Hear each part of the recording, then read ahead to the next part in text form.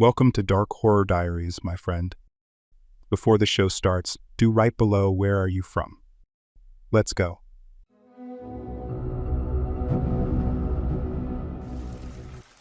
It was a quiet evening in my suburban neighborhood. The kind of night where you could hear the faint hum of a distant car engine and the occasional rustle of leaves in the wind. Nothing out of the ordinary, just a typical summer evening in Oregon. My parents had gone out of town for the weekend, leaving me to look after the house. It wasn't the first time they'd left me alone, and I never minded. In fact, I rather enjoyed the peace and the freedom. There was something about being in a quiet, empty house that made me feel like I had all the space in the world to do whatever I wanted. I spent the first night curled up on the couch, wrapped in a thick blanket, watching a movie I had seen 100 times before. It was the kind of movie you put on just to fill the silence, you know. The kind of movie you don't really pay attention to, but it makes you feel safe somehow. The phone rang around midnight, and I was so absorbed in the flickering screen that I almost didn't hear it. When I finally managed to pull myself away from the TV, I glanced at the caller ID. Unknown number. I didn't think much of it. Telemarketers, robocalls, who knows? I let it ring a few more times before I reluctantly picked it up. "Hello," I said, my voice still thick with the fog of sleep. The voice on the other end was low, distorted, like they were speaking through a filter. It sounded almost too artificial. "Are you alone, Abby?" I froze. How did they know my name? A chill ran down my spine, but I quickly shook it off. I'd heard stranger things. Probably just a prank. I let out a small laugh, trying to brush off the unease creeping up my neck. "Very funny. Who is this?" The voice didn't respond to my question. Instead, it simply continued. "I know what you're wearing. You're sitting on the couch, wrapped in a blanket." My stomach turned. I glanced over at the living room window. The blinds were shut tight, and there was no way anyone could see in. "Who is this?" I demanded again, my voice trembling now. But the voice only chuckled, then hung up. For a moment, I just stood there, holding the phone in my hand, trying to calm my racing heart. This was stupid. It was probably one of my friends messing around. But something didn't sit right. I quickly turned off the TV and flicked off the lights. I stood in the dark for a few seconds, straining my ears for any noise. The silence was thick, suffocating even. The neighborhood outside was still, nothing moving, no cars, no people. Just the quiet, suburban night. I went around the house, locking the doors and making sure all the windows were shut. As I climbed the stairs to my bedroom, I told myself it was nothing, just a prank. But despite my best efforts to convince myself, I couldn't shake the feeling that something wasn't quite right. I locked my bedroom door, climbed into bed, and tried to fall asleep, but every creak of the house seemed louder than the last. I should have known better. The next night was worse. I couldn't shake the feeling of being watched, even though there was no logical reason for it. The fear was a gnawing presence in the pit of my stomach, lingering and impossible to ignore. I double-checked every door, every window, and even the locks on the basement door, just to be sure. But no matter how many times I checked, the paranoia remained, creeping in from the corners of my mind. I felt like something was hiding just beyond my vision, waiting for the right moment to strike. Around 2 a.m., I was still wide awake, tossing and turning in bed. The silence of the house was suffocating, and I found myself staring at the ceiling, trying to convince myself that everything was fine. Then my phone buzzed. It was an unknown number again. I didn't want to answer it, but I couldn't help myself. My curiosity got the better of me. "Hello," I said, my voice shaky. The same distorted voice from the night before answered, sending a cold shiver down my spine. "I like watching you sleep, Abby." I couldn't breathe for a moment. My heart pounded so loudly in my ears that it drowned out everything else. And then I heard it. The soft sound of breathing on the other end of the line. It was slow and heavy, like someone was right next to me. My fingers trembled as I held the phone to my ear. I slowly pulled the blanket off my legs, my eyes darting around the room, looking for anything out of place. The darkness seemed to close in around me. That's when I noticed it. My closet door was slightly ajar. I didn't remember leaving it that way. My pulse quickened as I stared at it, my stomach sinking. The door had always been shut when I went to bed. It wasn't just the fact that it was open. It was the fact that I hadn't noticed it until now. I thought about calling the police, but what could I say? A stranger was calling me and watching me sleep.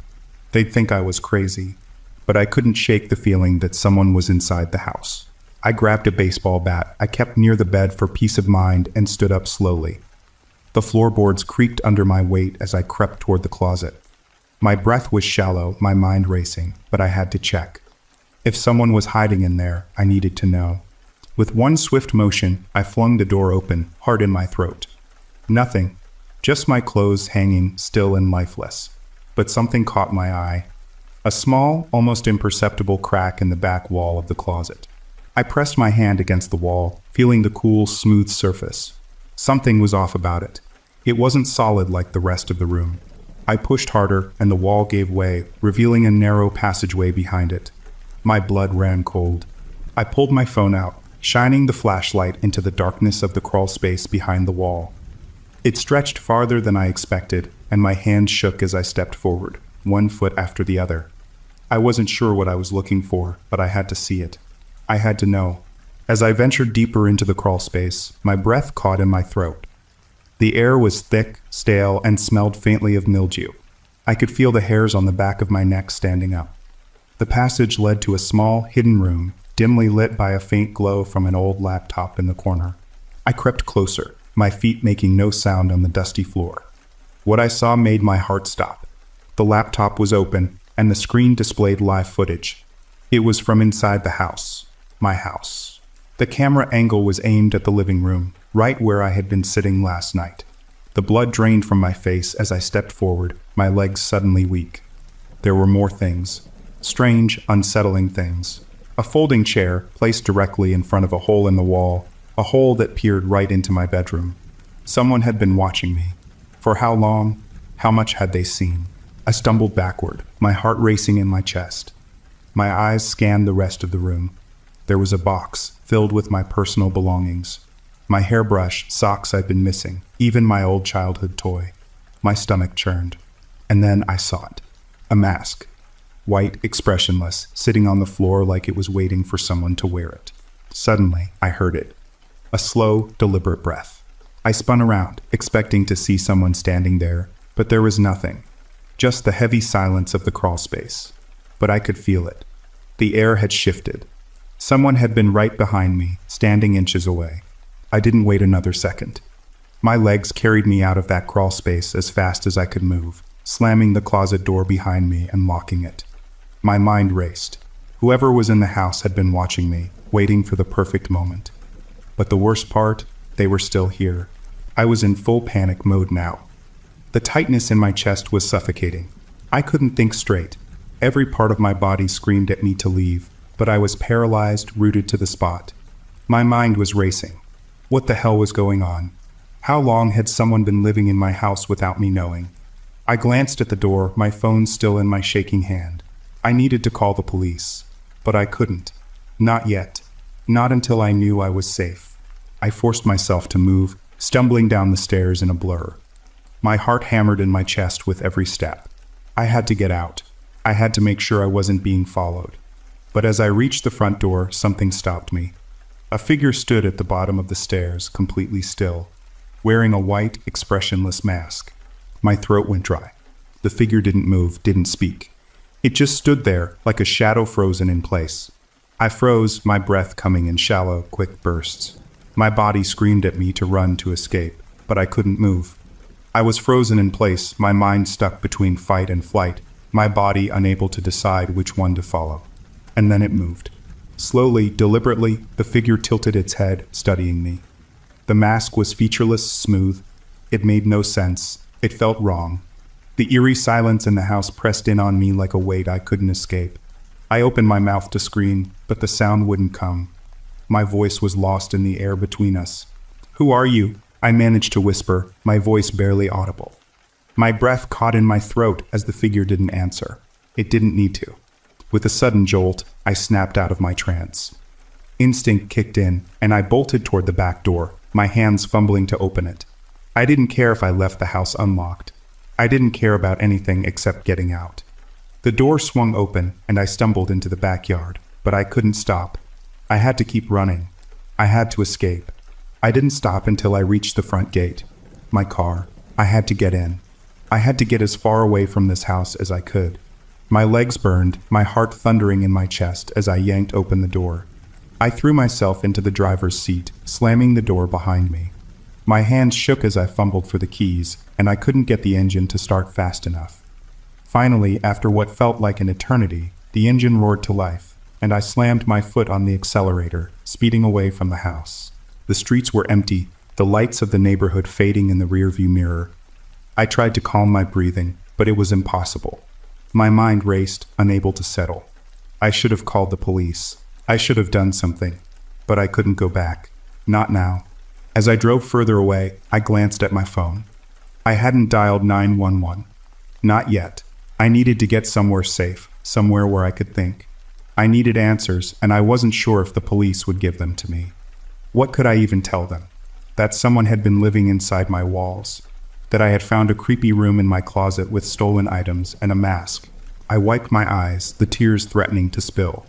I couldn't go back to that house. The thought of it made my skin crawl. Whoever had been living in there wasn't just some random intruder. They had been watching me, waiting. And now they were following me. They always had been. I drove, not knowing where I was going, just needing to be away from that place. My hands clenched the steering wheel, but no matter how far I drove, I couldn't escape the feeling that someone was still watching me. Someone was still out there, waiting. I spent hours driving without any particular destination in mind. The road stretched on endlessly, the rhythmic hum of the tires on asphalt lulling me into a trance. But my mind kept racing. I could still see the image of that figure in my mind. The way it tilted its head, the stillness of its presence. The mask. God, that mask. It was so unsettling. It wasn't just some random intruder. It was personal. Whoever had been watching me knew me. They knew my habits, my routines. They'd been in my home. How could I not have noticed? I glanced at my phone again, but still no missed calls or texts. I should have contacted the police by now. I knew that. But something inside me told me I needed to figure this out myself. What if they didn't believe me? What if they thought I was crazy, that I was overreacting to some prank? The idea made my stomach churn. I couldn't let that happen. I found myself pulling off the highway and into a small, quiet town.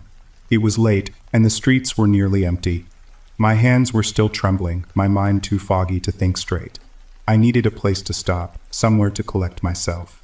The first motel I passed seemed as good as any, so I pulled into the parking lot and shut off the engine.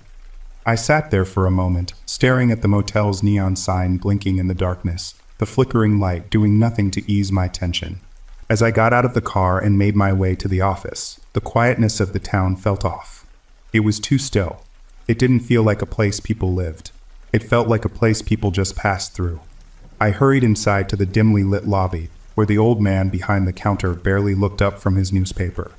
The bell above the door rang as I approached. "Got a room for the night?" I asked, my voice sounding foreign to my own ears. The man grunted and nodded, handing me a key without saying a word. I took the key from him, not bothering to ask if he had seen anyone strange around town. I didn't want to hear the answer. I just needed a bed, a place to hide for a few hours. The room was small, furnished with only the basics. 2 single beds, a small desk, and a TV that looked like it belonged in a museum. I locked the door behind me and threw my bag onto the bed. My mind was still in turmoil, but I knew I needed to sleep. At least I needed to try. I sat on the edge of the bed, staring at the cracked wallpaper, trying to convince myself that everything was okay. The phone call, the mask, the passageway in the house. It all swirled together in my head, and I couldn't make sense of it. I took a deep breath and tried to focus. I had to stay calm. I had to think clearly. But that's when I heard it. A soft tap, tap, tap on the window. I froze. The sound wasn't loud, but it was unmistakable. It was a deliberate noise. Someone was outside. I slowly got up, moving toward the window. My pulse raced, and for the first time that night, I could feel the weight of the fear I'd been pushing down. I hesitated, then cautiously pulled back the curtain, holding my breath. Nothing. No one. Just the empty parking lot stretching out in the dim light. But my skin still prickled with the sensation that someone was out there, watching. I quickly shut the curtain and backed away from the window, my heart pounding in my chest. There was no one out there. But the tapping, it was real. I hadn't imagined it. I couldn't have. I forced myself to sit back down on the bed, but the unease wouldn't leave. My body was on edge, and every creak and groan of the building made my heart skip a beat. The room felt too small, too suffocating. My mind screamed at me to leave, but where would I go? Who could I trust? I picked up the phone beside the bed and dialed the number for the front desk. It rang twice before the old man picked up. "Hello?" His voice was raspy, as if he'd just woken up. "Someone was tapping on my window," I said, trying to keep my voice steady. There was a long pause. "That's impossible," he said finally. "Nobody's out there." I didn't believe him. Something was wrong here. I could feel it. I couldn't shake the feeling that I wasn't alone. I knew something was wrong, but the thought of confronting it scared me. I had to get out of here. I grabbed my jacket and pulled my bag over my shoulder. But before I could even reach for the door, I heard the unmistakable sound of footsteps in the hallway outside my room. My breath caught in my throat. I pressed myself against the door, trying to remain as quiet as possible. The footsteps weren't hurried, but they were deliberate, each one echoing against the worn-out carpet. Whoever it was, they weren't trying to be stealthy. I could hear them approaching, and the dread in my stomach intensified with every step. I needed to leave. I couldn't stay in this motel. But the fear of being followed, of not knowing who was out there, kept me frozen in place. The footsteps stopped just outside my door, and for a long moment, all I could hear was my own frantic breathing. The silence stretched on, each second feeling like an eternity. Then the door handle rattled. I gasped and stumbled back, my heart hammering in my chest. Whoever was out there knew I was in here. They knew I was trying to escape. I had to make a choice. I could hide in the bathroom, or I could make a run for it. I glanced over at the window. The parking lot outside was empty, but I could hear the hum of the highway in the distance. If I could just get to my car, I might be able to make it out of this town. Without thinking, I rushed to the window, threw it open, and climbed out. My legs shook as I jumped down, landing hard on the ground below. I scrambled to my feet, ignoring the pain shooting up my legs, and bolted toward the parking lot. My car was parked in the far corner, and the gravel crunched under my feet as I ran. I didn't dare look back. But the feeling of being watched never left me. I reached the car and fumbled with the keys, my hands trembling so badly that I almost dropped them. Finally, I unlocked the door and slid inside, locking it behind me as quickly as I could. I started the engine and peeled out of the parking lot, my tires screeching against the asphalt. As I sped through the quiet streets, I glanced in the rearview mirror. My breath caught. There, in the reflection, I saw it. A shadow moving fast, just behind my car. I floored the gas pedal, heart pounding, praying that the shadow wouldn't catch up to me. But the faster I drove, the more I felt like I was being followed. The streetlights flickered as I raced past, and I could see the blur of something in the corner of my eye. Something moving, always just out of sight. But every time I looked, nothing was there. I couldn't keep running. I needed help. I needed answers. My mind raced as I thought about where I could go. I needed a place that felt safe, somewhere that could give me the comfort of familiarity. I called the one person I thought might understand, the one person who might believe me, my brother. He picked up after the third ring, his voice groggy but concerned. "Abby, what's wrong?" I need you," I said, my voice cracking. "I don't know what's happening. I can't explain it, but something's wrong. I'm not safe here." "Where are you?" he asked immediately. "I don't know. Some town off the highway," I said, glancing at the road signs as I passed. "I just need to get out of here, please." "Stay on the phone," he told me. "I'll be there as soon as I can. Just keep driving." His words were a lifeline, but deep down, I knew it wouldn't be enough. The fear gnawed at me, a constant presence in the pit of my stomach. It wasn't just about getting away. Something more sinister was happening, and I was already too deep in it to escape. I didn't feel safe anymore. I kept driving, not daring to look back at the town I'd left behind. The dark road stretched out before me, illuminated only by the dim headlights of my car. My hands gripped the steering wheel so tightly that my knuckles were white, and my eyes constantly flicked to the rearview mirror, half expecting to see that shadow again. The sensation of being pursued was almost tangible, but no matter how fast I drove, it never seemed to fade. The road was empty, the kind of stretch where the world feels abandoned, isolated. Even the hum of my car's engine seemed to be swallowed by the night. As I drove further, I could feel the weight of my own thoughts pressing on me. What was happening? What had I stumbled into? I needed answers, and I needed them fast. My phone buzzed in my hand. I answered without thinking. Abby? It was my brother's voice, sharp and alert. Listen to me. I don't know what's going on, but I'm coming for you. I don't care how far you are. Just get somewhere safe. I can't just stop driving, I said, my voice trembling. I can't explain it, but something's still watching me. Where are you? He demanded, his tone hardening. Stay on the phone. I'll track you. The call dropped abruptly, and I cursed under my breath, my hands fumbling for the phone as panic surged through me. The signal had gone out. In that moment, I realized something. Something that had been creeping at the back of my mind for hours now. I wasn't just being chased. I wasn't just running from a threat. I had walked straight into something I couldn't escape from. The feeling wasn't just of being pursued. It was like the entire town was part of it. The motel, the shadows, the mask. It all tied together, but the answers were still out of reach. I had no choice but to drive on. The dark highway was my only refuge now, but my mind couldn't stop spinning. I could feel it, the realization creeping closer. My headlights flickered, and for the briefest of seconds, I thought I saw something, or someone, standing at the edge of the road. I slammed my foot on the brakes, but when I looked, the figure was gone. That's when the truck came into view. A black, hulking vehicle that appeared out of nowhere, driving straight toward me. Its headlights blazed, and I felt the car shudder as the oncoming truck veered into my lane. The road was narrow, with no shoulder to pull off to. My instincts kicked in. I swerved just in time to avoid the collision, narrowly missing the truck by inches. I couldn't breathe. I didn't even have time to register what had happened before I heard the unmistakable sound of metal scraping against the asphalt. My tire burst. With a gut-wrenching jolt, my car came to a halt. The wheels' screeching protest echoed in the stillness. I was stranded. I grabbed my phone again, but the screen stayed dark, and the call I'd been on with my brother was gone. The battery had died. My breath quickened, and I threw open the door, stepping out into the cold air. The highway stretched on, empty and silent. The truck had disappeared, as if it had never been there at all. I took a shaky step back, my mind racing as I looked around. The road was empty, silent. No other cars in sight. And then, as I stood there frozen, I heard it. The same soft creak. It was behind me.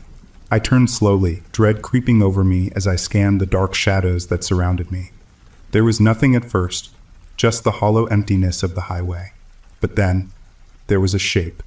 A figure emerging from the woods on the side of the road.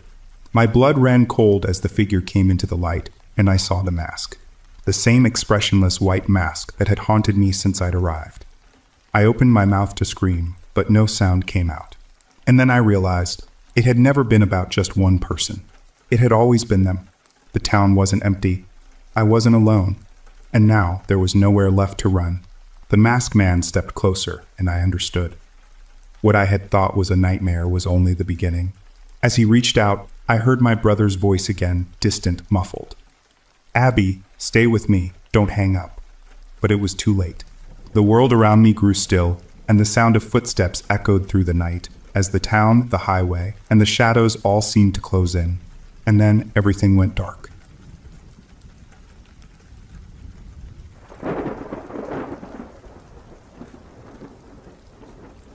Maybe not so much creepy to the general public, but it definitely made me nervous at the time.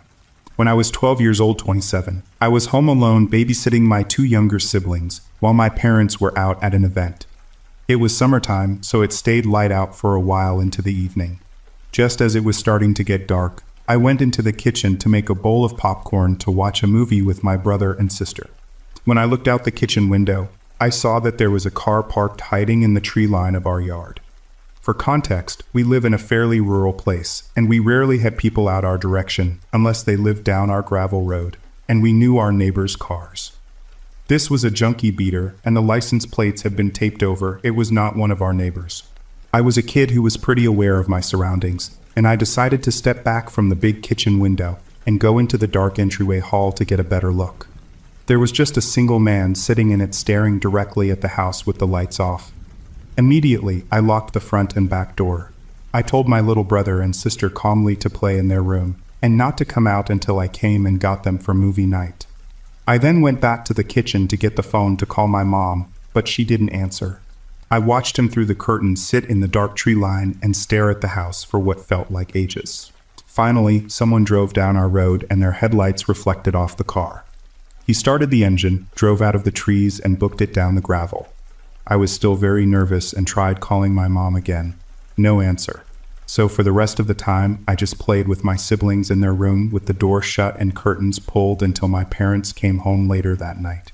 When I tried telling my parents what had happened, they were convinced I was making it up and that I was being a dramatic kid. I swore up and down I saw this car with blacked out plates in the tree line, and they weren't interested at all.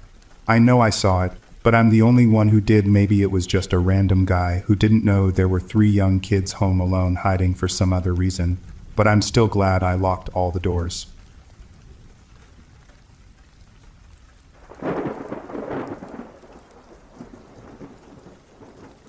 Did I spend the night in a house with a murderer?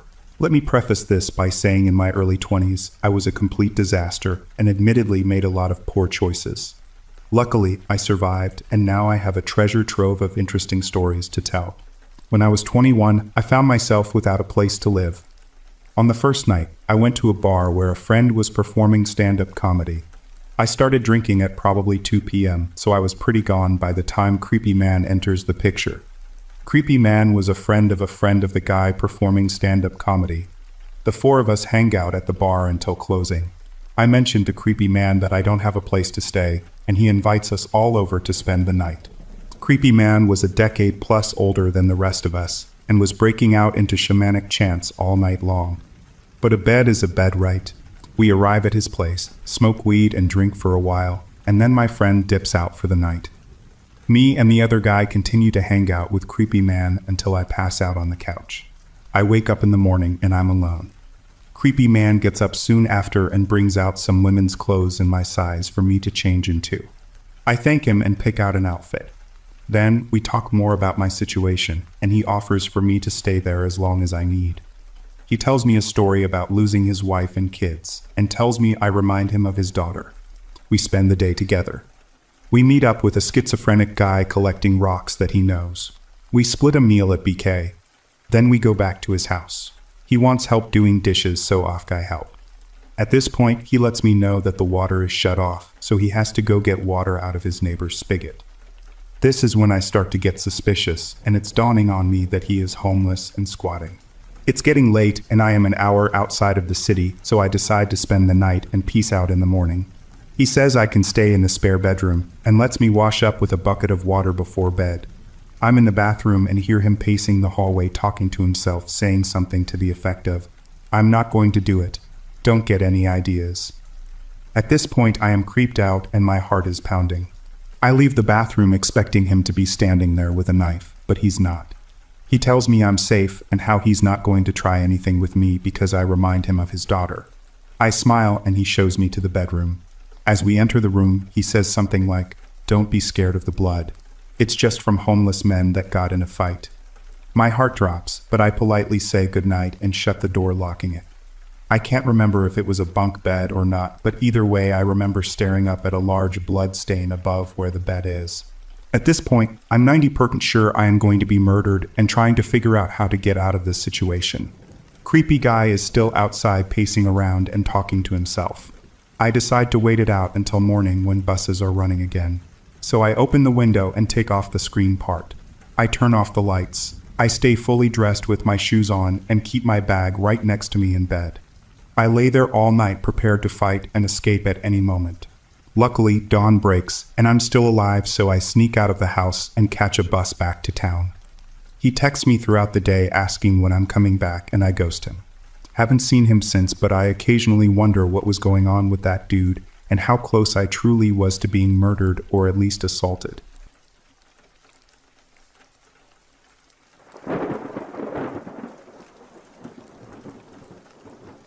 I moved to the house on Ashwood Drive to escape. Escape from the city, from the noise, from the reminders of what I'd left behind.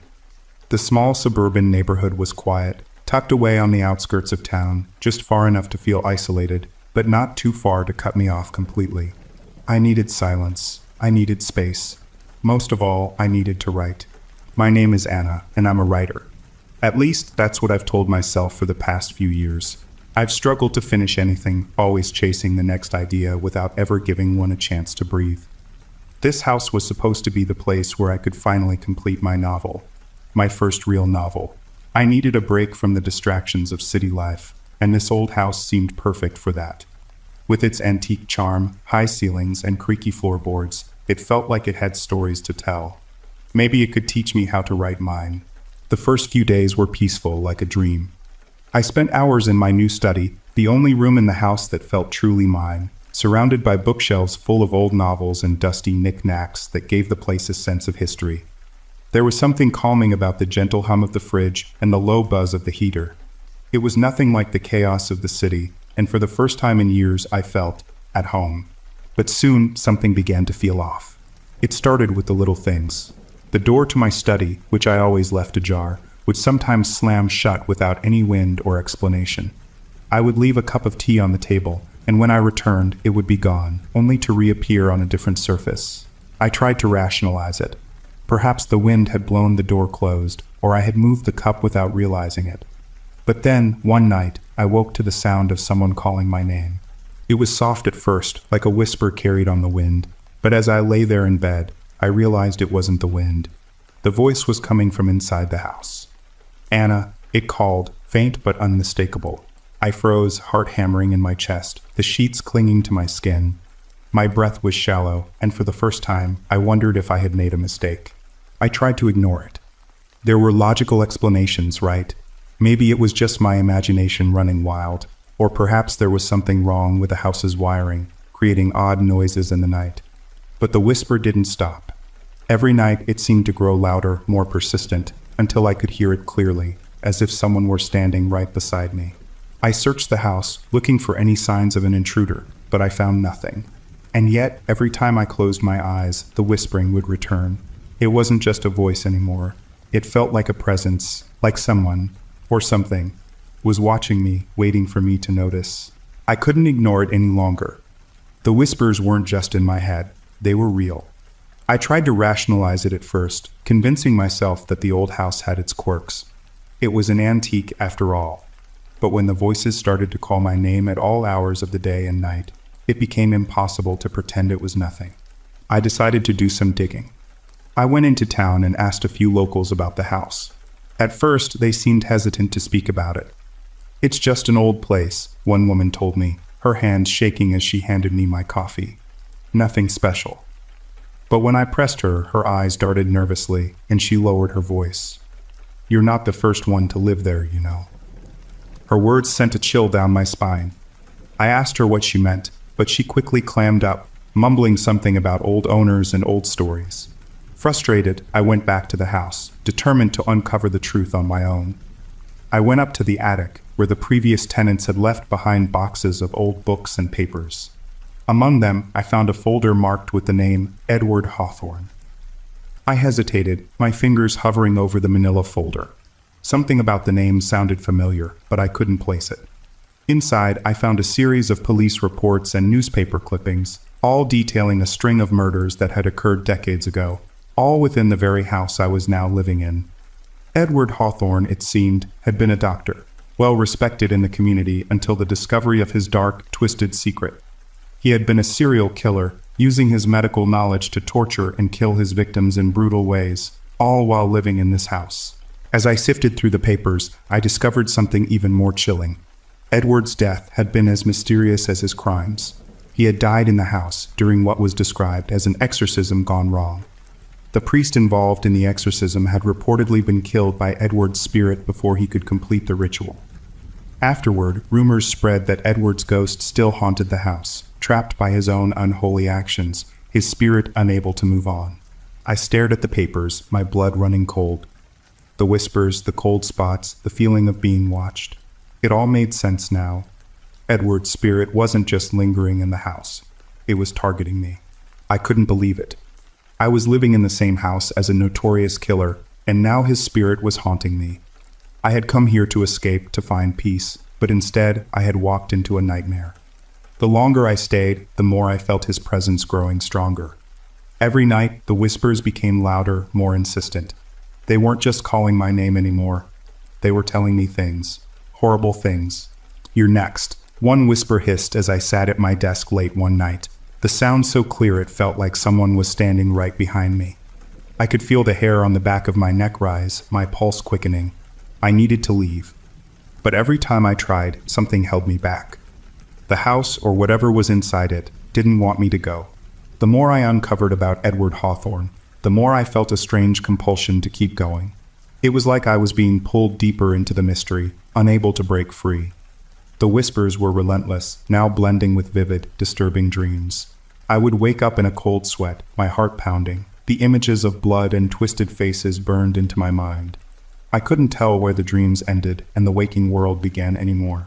One evening, while searching through the remaining boxes in the attic, I found something new. Something I hadn't noticed before, a small leather-bound journal tucked behind some old photographs.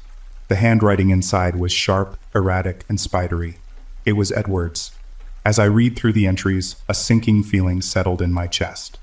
The first few pages detailed his daily life as a doctor, his frustrations with his work, his struggles with depression. But then, as the entries went on, they grew darker, more disjointed. Edward began describing how he felt he was being called by something in the house. He spoke of strange rituals, of voices whispering to him in the night, urging him to perform unspeakable acts. The further I read, the more unhinged his writing became. He claimed to have made a pact with something beyond this world, something that promised him eternal life in exchange for blood. His murders, I realized, weren't just for pleasure or power. They were part of a twisted ritual, a way to bind himself to the spirit world, to keep death at bay. I slammed the journal shut, a wave of nausea crashing over me. This was no ordinary haunting. Edward's spirit had done something in the house that tied him to it. Something far darker than I had imagined. He hadn't just killed to kill. He had been trying to cheat death itself, and now his spirit was paying the price. That night, the house felt different. The whispers were louder than ever before, the temperature in my room dropping until I could see my breath fogging in front of me. I tried to shake it off, telling myself I was imagining things. But as I lay there, staring at the ceiling, I felt something shift in the room, like a presence watching me. I bolted upright in bed, my eyes scanning the darkness. That's when I saw it.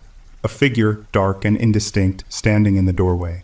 I couldn't make out any details, just the shape of a man, towering and menacing.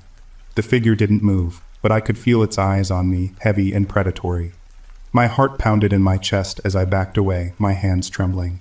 "Get out," a voice hissed from the darkness, the same whisper that had been calling my name for days. The figure slowly stepped into the room, its shape growing clearer.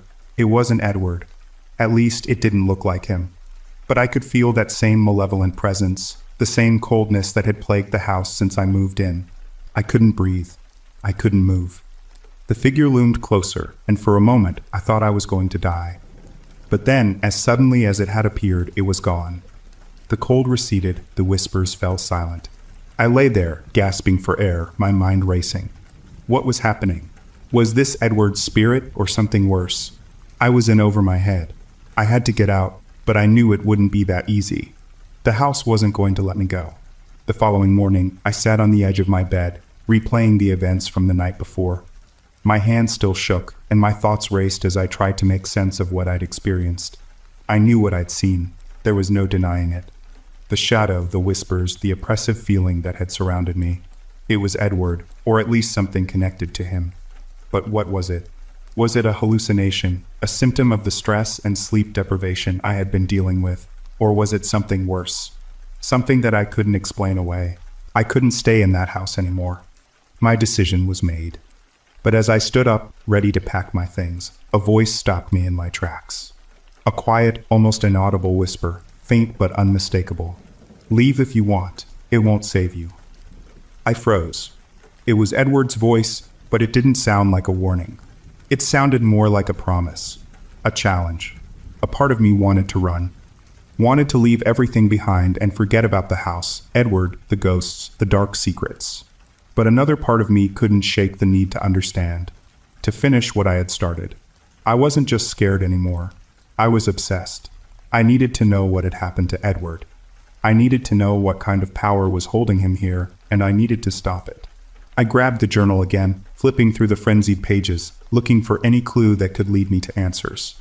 Then I found it. A description of a ritual, a final act that Edward had planned. It was a dark and twisted ceremony meant to bind his soul to the house, ensuring that he could never truly die. The final step, according to his notes, was a human sacrifice. The journal wasn't clear on who or what the sacrifice was supposed to be, but the implication was there. I sank to the floor, the weight of what I had just read pressing down on me. Edward had known that death was coming for him, and he had tried to escape it with blood. Now his spirit roamed the house, bound to it by his own twisted need for immortality. And if I stayed much longer, I feared I would become the sacrifice he needed to finally complete his ritual. That night, I couldn't sleep. The house was too quiet, too still. The absence of the usual whispers made the silence feel even more suffocating. I lay in bed, staring at the ceiling, trying to will myself to sleep. But sleep never came. Instead, I felt the coldness again, the creeping sensation that something was watching me. My heart began to race, but I couldn't move. I couldn't scream. Then it happened. The door to my bedroom creaked open, slowly, almost lazily. I knew it was him. The shadow from the night before. But this time, he wasn't just watching. This time, he was coming for me. A pair of cold, clammy hands gripped my ankles, pulling me toward the edge of the bed. I screamed, trying to kick free, but the hands were unrelenting. The room grew darker, the shadows pressing in around me.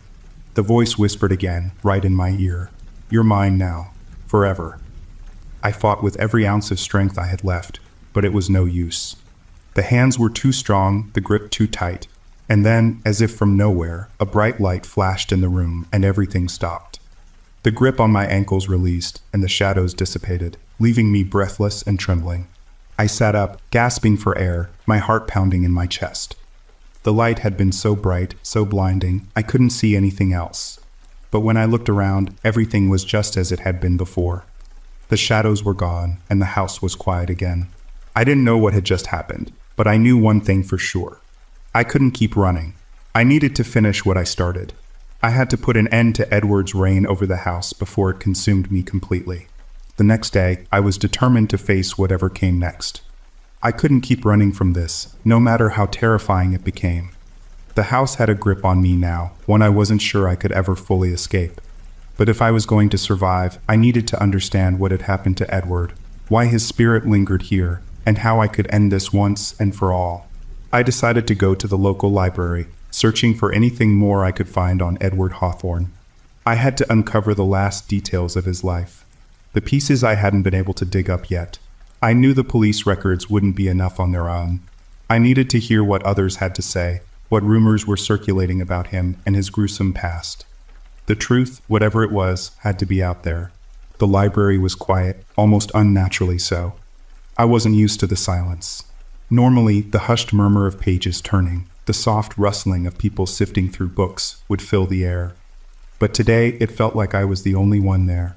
I made my way to the back section, where the old newspapers and historical records were kept. Flipping through dusty files, I finally found what I was looking for. A set of local articles detailing the aftermath of Edward's arrest and the years that followed. The stories had been written in a cold, detached tone, but there was something in the words that unsettled me. It became clear that Edward wasn't just a doctor who had lost his mind. He had been a man with a terrifying ambition, someone who believed he could cheat death itself. His obsession with immortality had driven him to unspeakable acts, and the police had never truly understood what they were dealing with. As I read on, I came across a name. Father O'Reilly. He had been involved in some of the failed exorcisms, the man who had fought to free Edward's spirit. According to the papers, Father O'Reilly had been one of the few people who had actually seen Edward's body after his death. He had described the scene as something out of a nightmare. When the priest had entered Edward's room, he had found the doctor's body, as though someone, or something, had been trying to tear it apart. But there was no sign of struggle, no physical force, just a sense of decay, of malevolent energy. Father O'Reilly had tried to exorcise the spirit then, but something had gone wrong. The priest was never able to finish the ritual, and Edward's spirit had escaped. It had slithered away from the house and into the town. From there, the rumors spread like wildfire. about the ghost of Edward trapped between life and death, still seeking the soul he needed to complete his ritual. My heart sank as I realized what I had to do. I wasn't just dealing with a haunting. I was dealing with a curse, one that had been set in motion long before I ever stepped foot in that house. I could almost hear Edward's voice in the back of my mind, his whispers growing louder with each passing day. I needed to find Father O'Reilly. I left the library with a new sense of urgency, determined to find the priest and convince him to help me. The weight of the situation pressed heavily on me now. There was no turning back. Edward's ghost wouldn't rest until he had completed his dark ritual. And if I didn't act soon, I would be the one to pay the price. The town wasn't large, but Father O'Reilly's church sat on the outskirts, isolated from the rest of the community. When I arrived, I found the doors of the church locked, but I could hear the faint murmur of chanting inside. I knocked on the door, my heart pounding in my chest, knowing that I had to do whatever it took to stop Edward from claiming me next. The door creaked open, and I was greeted by a man in his late 60s, his eyes sharp but weary. "You're Anna, I assume," he said without hesitation, as though he had been expecting me. "Father O'Reilly?" I asked, my voice trembling. He nodded slowly, his face somber. "You've come to stop it, haven't you? To stop the thing in that house. You've seen it, haven't you? You've seen what it can do." I swallowed hard, stepping inside. "I have, but I don't know how to stop it." He looked at me with pity, as though he already knew what the answer would be. "You'll have to face it, Anna. You'll have to face Edward's ghost, and you'll have to finish the ritual he started. Only then will the house be free." I nodded, the gravity of the situation sinking in. I had no choice now but to go back to that house. Edward's curse was the only thing left between me and freedom. I drove back to the house with a strange sense of calm, but beneath it was an undercurrent of dread. This was it, the final confrontation. Father O'Reilly had given me the tools I needed, but now it was up to me to perform the ritual that could banish Edward's spirit forever. The house loomed in front of me, its silhouette dark against the pale sky. It seemed almost alive, pulsing with a sinister energy. The air felt thick, as if the house itself were holding its breath, waiting for me to step inside. I had no idea what awaited me, but I couldn't turn back now. Not after everything I'd learned. Not after all the suffering I'd endured. When I walked through the front door, I was greeted by silence. The kind of silence that feels wrong, like it's been manipulated. The walls seemed to be pressing in on me, and I could feel the weight of Edward's presence, lurking in every shadow. His ghost had been waiting for me to return. I could sense it, the way his energy twisted and coiled like a serpent, eager to strike. Father O'Reilly had told me the ritual would be dangerous, that it would take everything I had to face the spirit of Edward, to resist its attempts to possess me. I clutched the small bundle of items he'd given me. Holy water, candles, and a crucifix. Feeling their weight like a heavy burden, I went into the living room where the strange, oppressive energy was strongest. I set up the ritual space exactly as Father O'Reilly had instructed, placing the candles in a circle around me. The flames flickered violently, as if reacting to the presence of the spirit. The shadows seemed to dance and stretch, twisting into forms that almost seemed alive. I felt Edward's eyes on me, cold and full of malice. I could hear his whispering now, his voice seeping into my thoughts like poison. "You can't escape," he murmured, his voice like a breeze brushing against my ear. "You'll be mine. You'll finish what I started." I took a deep breath, trying to block him out. I recited the prayer Father O'Reilly had given me, my voice shaky at first but growing stronger with each word. The room seemed to vibrate with energy as I called on God, begging for protection and deliverance. I could feel the spirit's fury building, the air growing colder by the second, but I pushed on, knowing that I couldn't stop now. Then the house seemed to explode with sound. The walls groaned, the floorboards creaked, and a sudden gust of wind slammed the door shut behind me. Edward's form materialized in front of me, his face twisted in rage. His eyes were black, devoid of humanity, and his mouth stretched into a sickening grin. "You think you can stop me?" he hissed, stepping closer. "You think you can undo what I've done? You'll join me. You'll become like me." I didn't flinch. I couldn't. This was it. The moment I had prepared for. I held the crucifix in front of me, focusing all my energy on the ritual. I knew I had only one chance. One shot to make things right. Edward reached for me, but as his hand touched the edge of the circle of light, he screamed in pain. The candles flared up, their flames turning white-hot, and the shadows around us recoiled. I could feel the pressure building inside my chest, the weight of the ritual pulling at me, threatening to crush me. But I fought back, pushing my will into the words, pouring every ounce of strength I had into the prayer. "No," I said, my voice steady. "You don't belong here. Leave this house. Leave me." The room shook violently, and for a moment I thought the house might collapse around me. Edward's form began to fade, his screams echoing in my mind, but I held firm, repeating the prayer over and over. I could feel him slipping away, his grip loosening, but it wasn't over yet. Not until I had banished him completely. With one final, deafening scream, Edward's ghost erupted into a cloud of smoke, swirling around the room like a violent storm. The force of it nearly knocked me to the ground, but I held my ground, forcing the last words of the ritual out. "In the name of God, be gone." And then, just like that, the house was silent. The pressure lifted, the coldness faded, and the oppressive energy was gone. I stood there, breathless, my heart racing, but the room was finally at peace. Edward's presence was gone. The house was free. I sank to my knees, exhausted, the weight of the ordeal finally crashing down on me. I couldn't believe it was over. For the first time in weeks, I felt something resembling relief.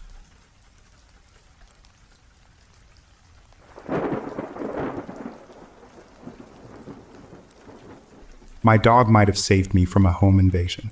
A few years back, I was living with my aunt and uncle after moving to a new state. They had just moved into a new home in a new subdevelopment.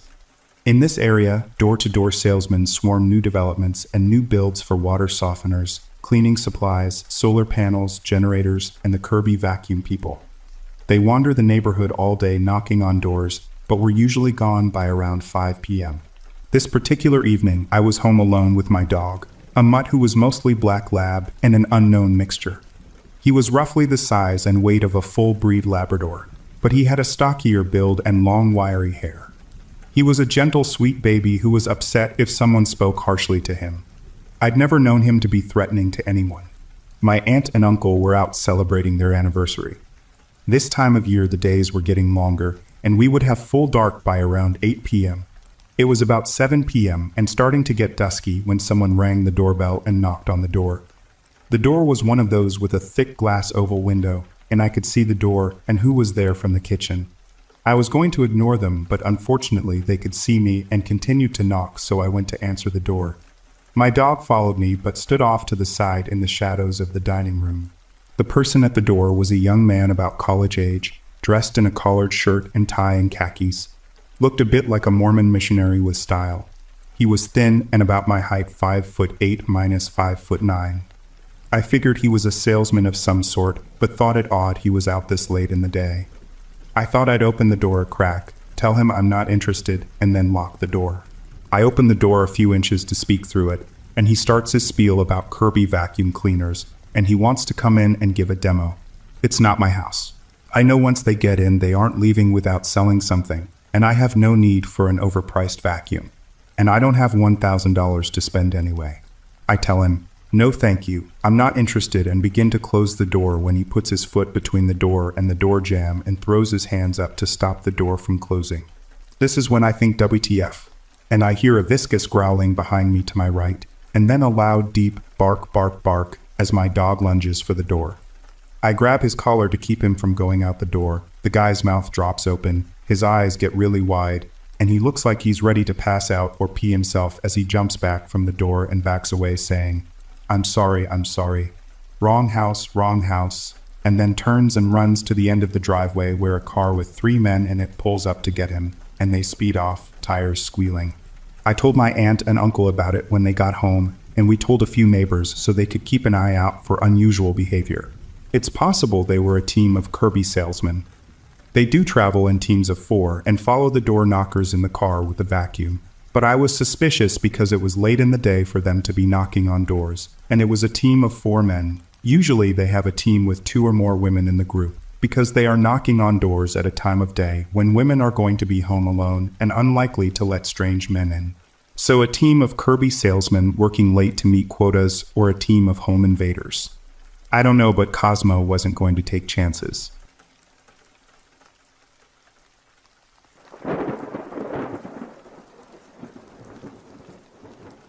Almost a year ago, I 24 male was fresh out of college and had just moved into an apartment with my middle school bestie 23 female and her fiance 25 male. This was after a long period of not seeing her in person. My bestie and I had a long and great relationship with few rocky periods. I didn't know fiance well, but had met him a couple times. He came off as kind of rude and loud, but mostly nice enough. I let a lot of little annoying behaviors slide because she was so in love with him. I really just wanted to spend time with my best friend. Over the course of a few months, I slowly discovered that she was trapped in an abusive relationship with the most classic example of a malignant narcissist imaginable. Their fights, really just him raging at her while she cried, escalated to the point where he was completely trashing the apartment, breaking her phone and laptop, hiding her car keys, blocking the door, and grabbing her arm so hard she had bruises. All while hurling out the worst insults he could fathom at the top of his lungs for hours. This man is about a foot taller and 100 pounds heavier than me, so there was nothing I could do other than give her a ride somewhere else away from him until the next day. He didn't like it when I did that. Once it reached the point of physical harm against her, I put my foot down and demanded that he move out, or I would call the cops. He wasn't technically signed onto the lease, so I could have him kicked out. He begged for time to find a new place. He was extremely drunk and high the night he hurt her, and he promised to stay sober until he moved. Not wanting to escalate things, I agreed on the condition that nothing like that ever happen again. My friend and her fiancé broke up soon after that. 3 weeks pass and everything is going great. Ex-fiancé has found a new place, is in training for a new job, and while still loud and inconsiderate, he hasn't caused any problems so far. I get ready for bed early. I have an important meeting early tomorrow. I put on some comfy pajamas, locking my door before I change out of habit. My bestie is out working, and it's just me upstairs in bed and ex-fiancé downstairs yelling on the phone about something. I tune him out and try to sleep. He's moving out next week. My chest rattles from the booming footfalls up the stairs to my room, waking me from sleep. My eyes snap open to see my bedroom doorknob rattling back and forth, locked. He lets out a yell of pure malice and bangs on my door. He screams my name, and it's so slurred he sounds like he's trying to impersonate a lizard man. The hinges aren't looking so good. We lived in a crappy cheap apartment with thin doors. I have to do something before he breaks open the door, right? I say the only thing I can think of. What? Suddenly the banging and screaming stops. My doorknob falls still. After a terrifying moment of silence, he says flatly, "Open the door, bud. Just come and open the door." I still laugh about that one. Like after all that, I just walk over and open up. Instead, I grabbed my essentials and jumped out the window. I was on the second floor, but we lived on a hill, so the fall wasn't quite that high. Still managed to fall wrong. I hobbled as quickly as I could to my car and peeled away. I called my best friend and warned her not to go home. We made plans for her to stay with a friend after she got off work. I made it to the friend's house and passed out for a few hours. I woke up to a call from my bestie. He traveled all the way to her workplace with a knife and broke in. He assaulted her and held the knife up to her special needs client's throat and said he'd kill him in front of her. Thank God a coworker overheard everything in another room and was able to call the police in time for everyone to come out alive. My bestie also said he was on the phone with her while he was banging on my door, and he said he was going to kill me and make her listen. I was totally alone in the apartment with him, sleeping upstairs in my bed. If I hadn't locked my door that night, would I even still be alive? If I had left my car keys downstairs, would I have been able to get away? When I returned to my apartment the next morning, my bedroom door was completely kicked in. My belongings were scattered everywhere, and the large butcher knives were missing from the kitchen, instead sitting in the corner of the hallway to my room.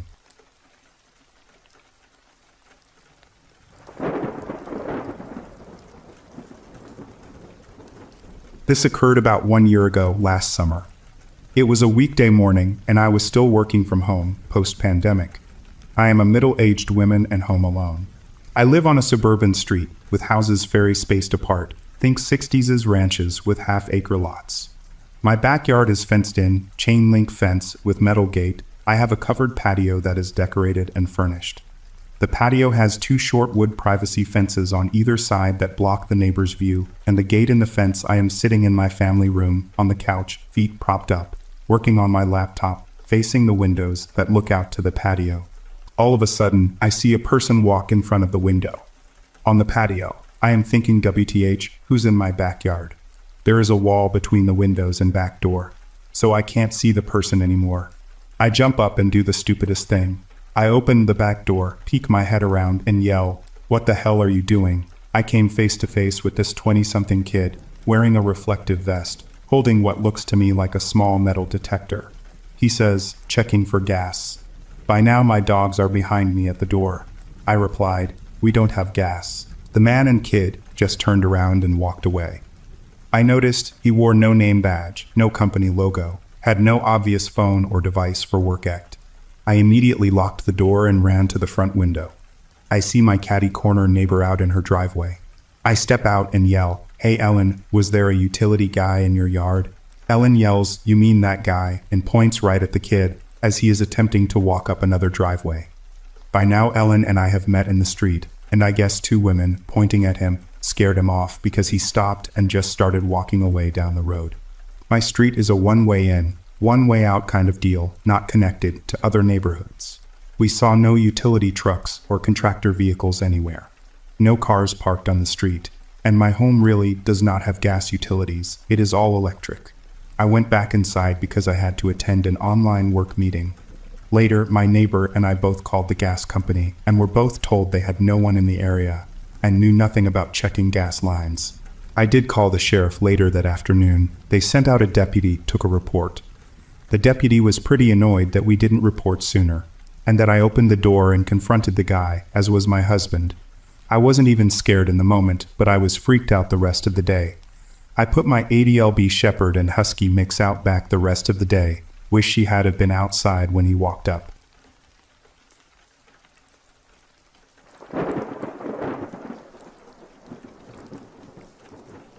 I'd written a post about a male in my building that made me extremely uncomfortable. Well, at first, a few of you said I was overreacting, and I thought, okay, maybe he's just being nice. Well, it turns out he ran at one of the male resident in my building in the parking garage, the same way he ran at my car and screamed, "I'm going to beat you up." A police report was filed on him.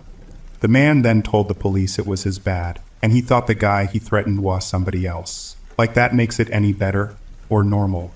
Also, I'd put in a complaint about that man, and the building manager called me and said, "We understand this is serious, but we need his apartment number and full name to talk to him about leaving me alone."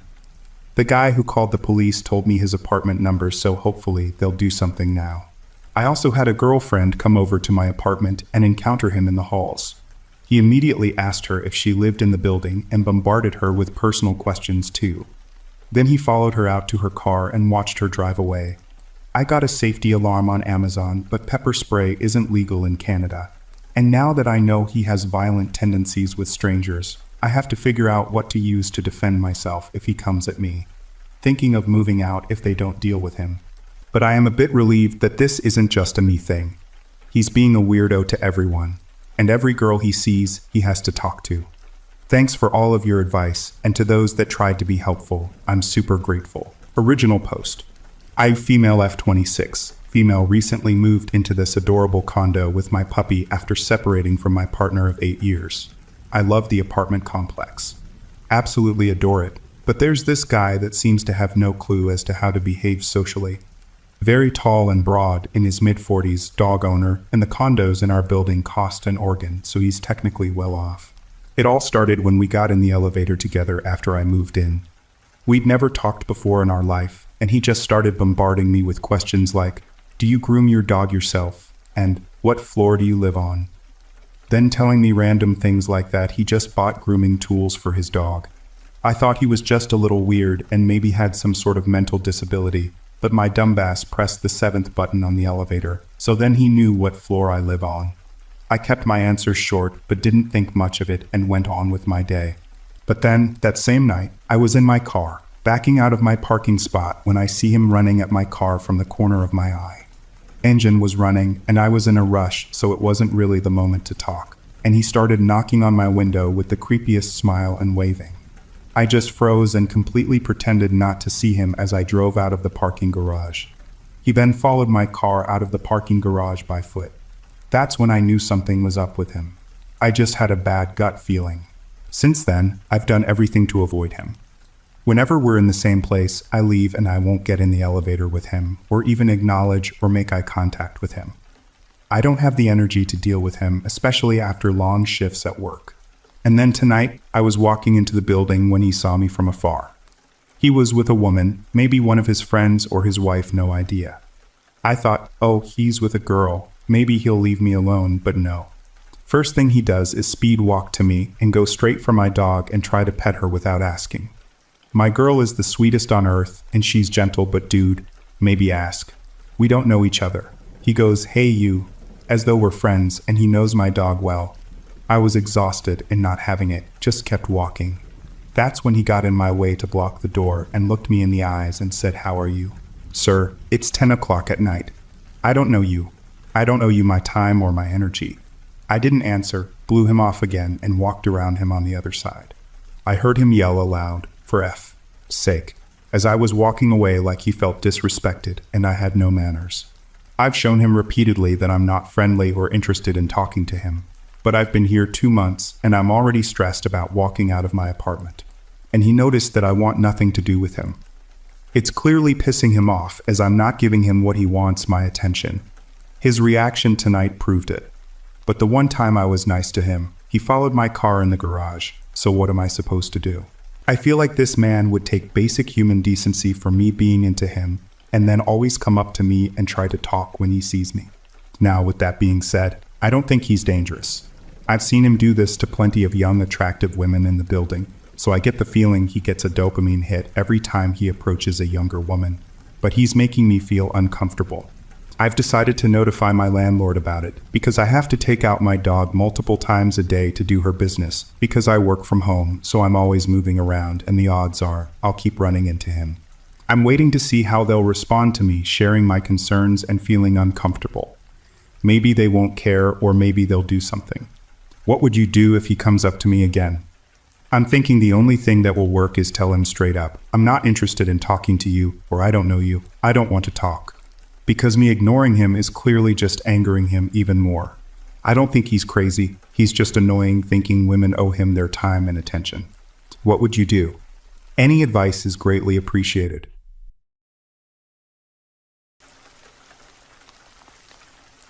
I need help. I'm 18 years old, but I sure as hell don't feel like it and need some advice. Let me type up the events of today for you. I graduate from high school in about 4 weeks. And my parents decided a couple of weeks ago that, as a sort of graduation present, they would take the family. This includes my parents, brother, and my girlfriend, who I'll refer to as Sophia, up to a cabin pretty far north of where I live. I'm not usually one for taking trips, let alone into the wilderness, but it seemed fun. Bit of an odd present, but hey, everybody seemed excited, so there was no way I was saying no. So anyway, I skipped school today so we could get a head start. We packed, picked up my girlfriend, and took off for the cabin. Along the way, my dad told us that the cabin was a little deep in the woods, but that seemed like more of a pro to me than a con because it meant we could relax and have a lot of room to ourselves. There was a small river with a dock and fishing poles provided so we could fish if we wanted to. The cabin also had a pool table, a dartboard, and a bunch of board games and movies.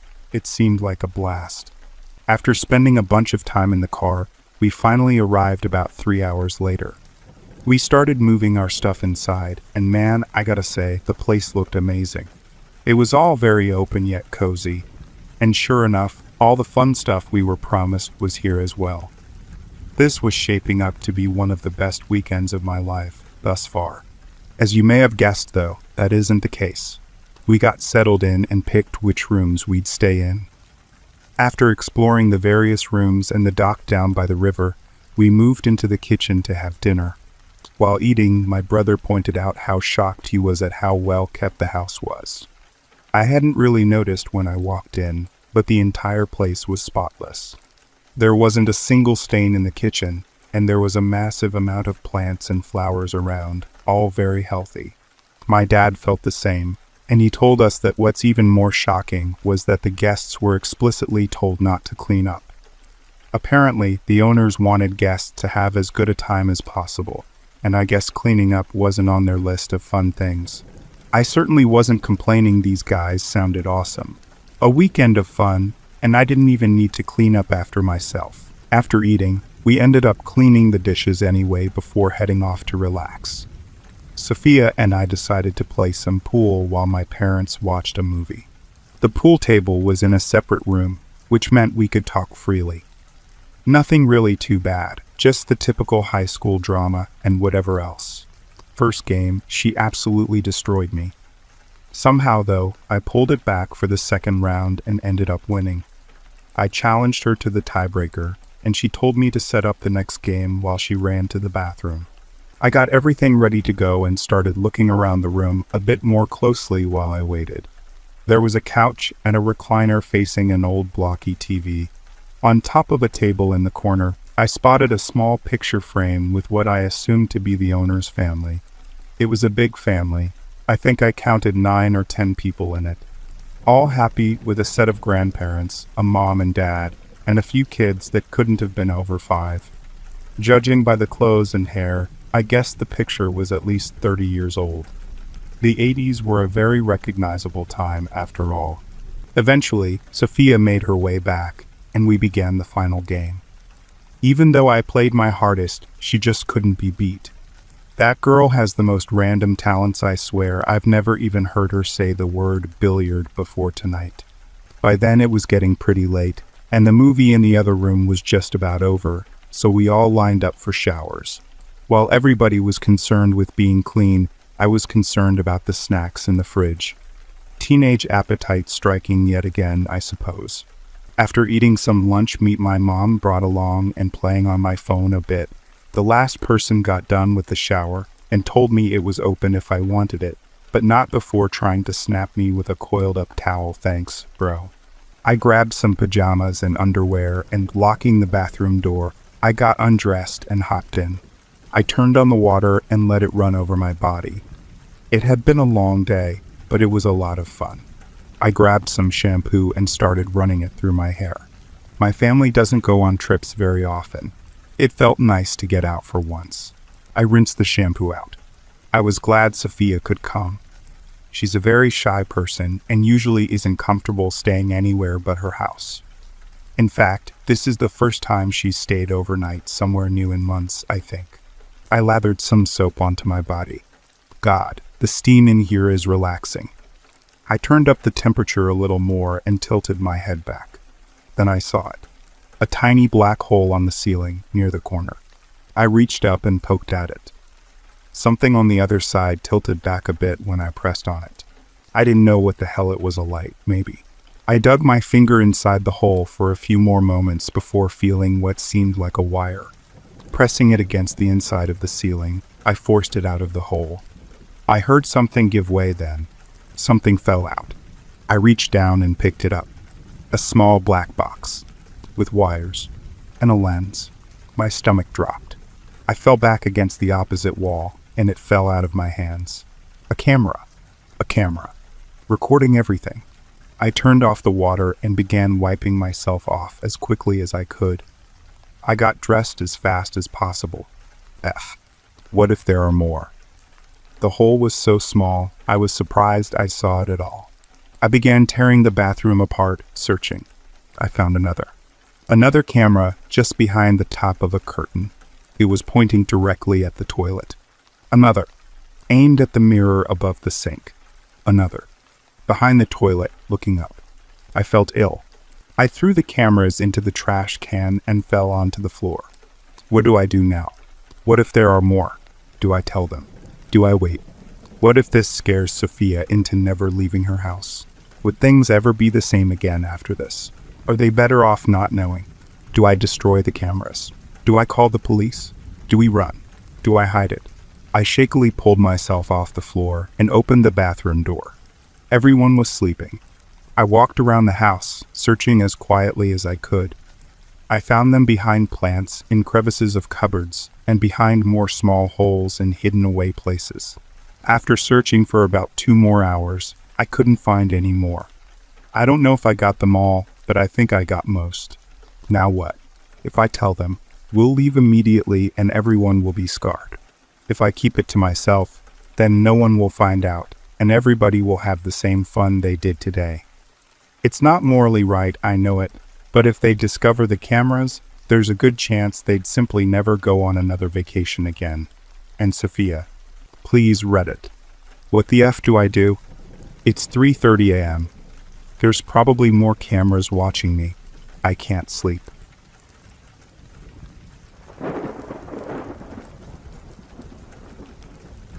We stayed at an isolated cabin with a locked door. December of last year, my friends and stayed at this cabin up in the Rocky Mountains, and shit got real messed real fast. My friend's coworker told him about the place and said that years and years ago, it was owned by some dude who lived in another state. I think it was another one of the four corner states, Utah or Arizona maybe. I guess this guy would rent the cabin out every so often for some extra income or something. The stories about this place were spooky, yeah, but being stupid and reckless, but above all, curious, we decided it would be an awesome place to do some ghost hunting. The coworker warned us against trying to open the locked door open though, saying that it was locked for a reason, and that it just felt bad, man. We assured him we wouldn't open it, and would just do a Ouija board or EV sesh or something. He seemed skeptical, but agreed to tell us where it was. There were all sorts of stories about this cabin, with the tales of the locked door being the most popular, of course. Other stories spoke of sightings of humanoids, unidentified lights in the sky, and in the surrounding woods, ghost encounters, shadows, phantom smells, people who had gone mysterious missing in the area. Strange sounds like sonic booms were said to rock the little valley the cabin was built in. And apparently, a fire nearly burnt it to the ground more than a decade ago, but a heavy rain stopped the blaze. Or so they say. Personally, the stories about what was in the guest book burnt in the fire intrigued me the most. See, back when the cabin was still being rented, which I think was sometime around the early 80s, there was this guest book that the owner left there. And like every other guest book, previous guests wrote random things in it. But what the guests who stayed at the cabin wrote were, worrying to say the least. Here are a few of my favorites. Heard someone stomping up and down stairs last night. Think it was coming from behind that door, but I couldn't get it open. I think someone's down there. Woke up to the smell of burnt bacon. Checked the fridge and all our food was gone. What the hell? Went on a hike for half the day. Came back and the door that was supposed to be and stay locked was wide open. Ran outside to my car for a weapon, but when I got back the door was closed and locked again. Didn't hear or see anything else for the rest of the time I was there. Couldn't get the door open. That door is the gateway to hell itself. Creepy, yeah, but enough to deter us from exploring the place. Nah. Besides, they were just stories, and I was the skeptic of the group. Frankly, I was just going to the cabin for shits and giggles, and I wasn't going to let a little folklore scare me or my friends away. I figured that the guy who owned the place was just a creep, and was probably just living in the basement, spying on his guests, maybe even kidnapping them. Which, honestly, is a lot freakier than anything paranormal if you ask me. Altogether, there were 4 of us. Casey, Luca, Grace, and me. We left Boulder sometime after 10 a.m. The cabin was near Rifle, in the Route National Forest, so it was a little more than a 3-hour drive in good weather. Luckily, it was unseasonably warm that day. The cabin was located far from any paved road, so I parked at the closest trailhead. We got out and hiked our way towards it using handwritten directions Luca's coworker had given us, trying to make it there before the sun set. Near dusk, which was earlier than usual being winter, and all we stumbled across a half-burnt, half-buried structure with a sunken-in roof. The front door was entirely missing, and the forest had grown up and around it into it. It must have been the place. We crept carefully through the doorframe and looked around with flashlights. It obviously very creepy, run down and rotten and reclaimed by nature. It was half full of dirt and mud, leaving us crouching under what remained of the roof. Near one of the still-standing walls was a sunken door, only half of it showing. That's the door. It was Casey. He ambled forward and began pounding on it, yelling for whoever was inside to open up. "Come on, man. Don't. Dude, you're being an asshole. Yeah, please stop." "What, you guys scared?" Casey walked back towards the front door, then disappeared around the corner. After a moment, he yelled, "There's nothing back here. Wall is totally straight. Must be a door to nothing." He pounded on the wall a few times before rejoining us back inside. Grace was glaring, and Luca was looking at the ground. Not wanting this trip to be ruined, I said, "Hey, Casey, I know what you can do, seeing as you're not scared at all." "Oh, what?" "Sit in the woods in the dark for 30 minutes. Surprisingly, he agreed. But on one condition, he got to bring a flashlight with him. We all agreed to that. Grace warned him that he should stay within our range of hearing, just in case, and with that, he set off into the darkened woods. Every so often he would yell, "Hey, can you guys still hear me?" And we'd yell back, "Yeah." Finally he yelled, "Okay, I'm starting now. See you assholes in 30. Surrounded by silence now, we decided to turn out our flashlights and try out a few heavy questions, recording on 2 of our phones. We wanted to see if there was anything there. After only 3 questions, Grace, who had been peering around the edge of the doorframe and into the woods, spoke up. "Ah, guys." "What?" "There's a guy out there." "Case." "It's not Casey. It looks like he's wearing a gas mask." "What?" "See near and look," she hissed. I crept over to her and peeked out. And lo, there was indeed a dude standing out a few yards into the forest. Moonlight glinted off his mask. He was wearing all black and was holding 2 gasoline canisters in gloved hands. Looked like he was looking right at us. He slowly stepped behind one of the trees and out of sight. What the F? I ducked away from the door and pulled Grace back into the darkness. "Do you think he saw us? We should go." "Casey," Luca said suddenly. "We have to go get him. We can't leave him out there. What if that guy is some psycho killer?" We silently agreed this was something we had to do, and after checking that the coast was clear, we ran for it. We were too afraid to call out to Casey or use bright lights, so we snuck around the forest, using red-tinted lights, each one of us following close to the other. And then we heard it. Casey, calling for us back at the cabin. Again, we ran for it. The first thing I saw when we got back to the cabin was that it was glowing. A 2 bright white light lit up the place, casting long dark shadows. It throbbed like a heartbeat. The second thing I saw was that the half door that wouldn't budge earlier was wide open. The bright light was coming from inside it. Slowly, the light was dimming. The third thing I saw was Casey. He was standing just beyond the doorway, inside whatever lay beyond it. The back of his head facing us. It looked like he was looking down at something. Maybe he was looking towards the light. We called out to him, asked him how he got inside, asked if he saw that guy, told him we needed to go, but he didn't move a muscle. It was like he didn't hear us at all. And then the light went out. Grace screamed and Luca yelled for Casey to stop. I clicked my flashlight on and aimed it at Casey. He had turned around, his head just visible above the mound of dirt and mud. And his eyes, I'll never forget, they were black. Full black, like in those horror movies. A grin cracked across his face. It looked evil. It looked ridiculous. "Hey dude, you can stop messing with us now," I said, more courageous than I felt. Casey laughed. It didn't sound like him. It sounded demonic. And when he spoke, his mouth didn't move an inch. That smile was still plastered across his, sick and wide. His voice sounded different, deeper, higher, horrific. "Hey guys, can you still hear me?" I spun around, thinking there was another person with us, thinking that Casey was just messing with us. But there wasn't, he wasn't.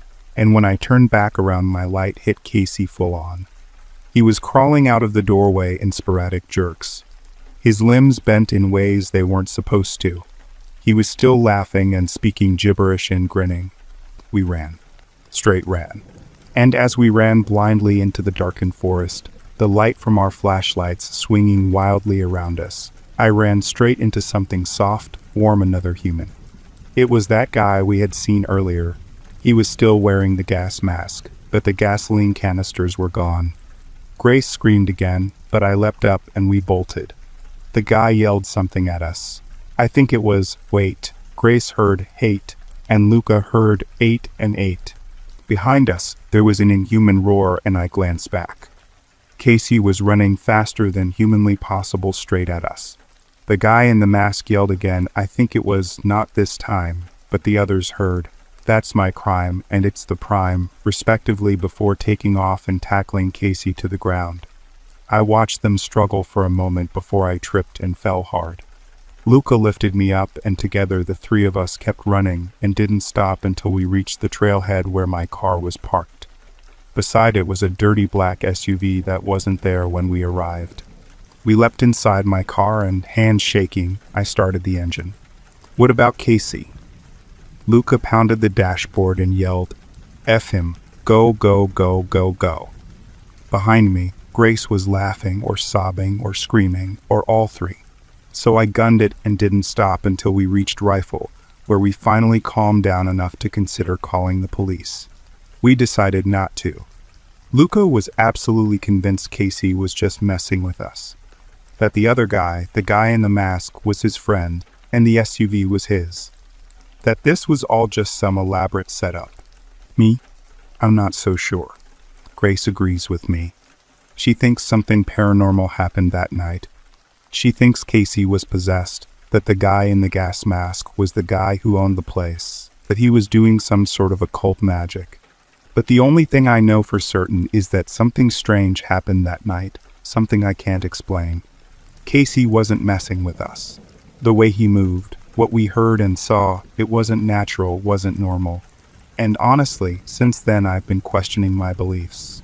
A few days after that night, I got several calls and texts from Casey asking what happened, if we burned the cabin, why we left him. I texted Grace and Luca about it, and they said he'd reached out to them too. We all agreed to ignore him, and I ended up blocking him online and his number. Well, last night I got another call from a number I didn't know. It's what prompted me to write this out in the first place. It was Casey. He left a message, said he was all better. That some guy, an FBI agent or something, helped him defeat the darkness. Said he didn't remember what happened that night, and that he wanted to talk about it. Just talk. Yeah, right.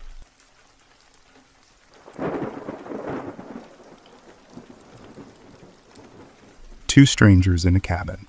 The snow fell in heavy sheets, sifting its way from the heavens and finding its footing somewhere on the land around the cabin. I wasn't sure what time it was and didn't care to find out.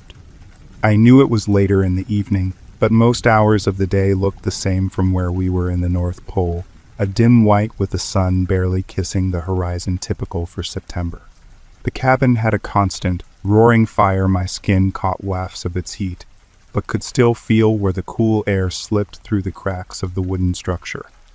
The storm wasn't letting up any time soon. Another cup, Jay asked me. I held it out and nodded. He poured the almost boiling coffee into my mug, and I topped it with a shot or two of ice-cold vodka, making the perfect drinking temperature. Lauren? He offered her the same, and just as I had, she agreed. The smell of coffee riddled the cabin, mixing with tobacco smoke and the faintest hint of chicken broth from hours earlier.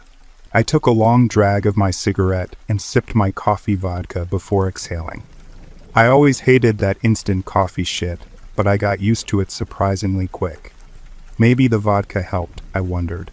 I looked around the cabin, Lauren and Jay sitting on opposite walls. I fell somewhere in between, sitting on a bar stool. I had been holed up in this cabin for weeks with these people for unimportant work and research-related reasons, yet they still seemed like strangers to me. I knew their names, I knew a little bit about them, but almost every conversation we had was little more than pleasantries. Hey, Lauren spoke, breaking me from my stupor. Both of you, come here.